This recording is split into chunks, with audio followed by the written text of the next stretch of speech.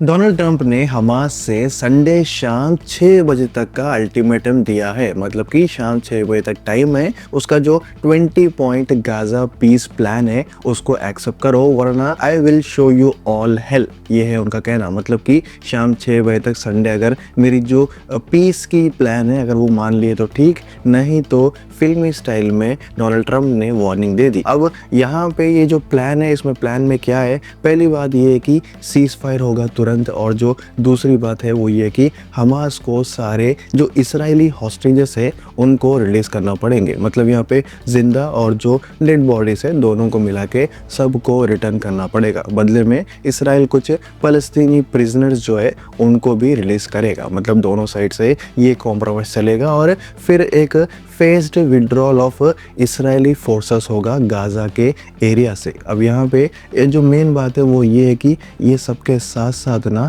यहाँ पे ट्रंप ने बोला था कि जितने भी हमास के पास जो भी मतलब गन्स है, वेपन्स है, सब रिटर्न करना पड़ेगा। अब ये बात से ना जितने भी अरब और इस्लामिक स्टेट्स है वो भी सपोर्ट कर रहे थे, साथ ही साथ ना एक इंटरनेशनल स्टेबलाइजेशन मतलब रखना बोल के बोल रहे थे। और हमास ने ये जो वेपन सरेंडर करने के ये जो स्टेटमेंट्स है उसको डिनाई कर दिया। अब उनके कुछ रीजंस है, मतलब उनके सेफ्टी के लिए वो पर्टिकुलर जो वेपन्स है वो रिलीज़ नहीं करना चाह रहे, वो तैयार नहीं है। मगर जो गाजा की गवर्नेंस है और जो ये पीस है, मतलब ये जो पूरा एक जो वॉर है ना इसको रोकने की बात है, उससे वो एक्सेप्ट कर रहे, मतलब मंजूर कर रहे, मगर जो वेपन्स देना है वो मंजूर नहीं कर रहे। और इसके अलावा जो इसराइली मेंबर्स को रिलीज़ करो बोल रहे हैं वो चीज़ के लिए भी हमास राज़ी है। मतलब कुछ कंडीशंस पे राज़ी है, कुछ कंडीशंस पे राज़ी नहीं है। और इसी बीच ना इजिप्ट से, क़तर से और तुर्की से ना एक प्रेशर है कि भाई हमास को सब लोग बोल रहे हैं कि ये जो पर्टिकुलर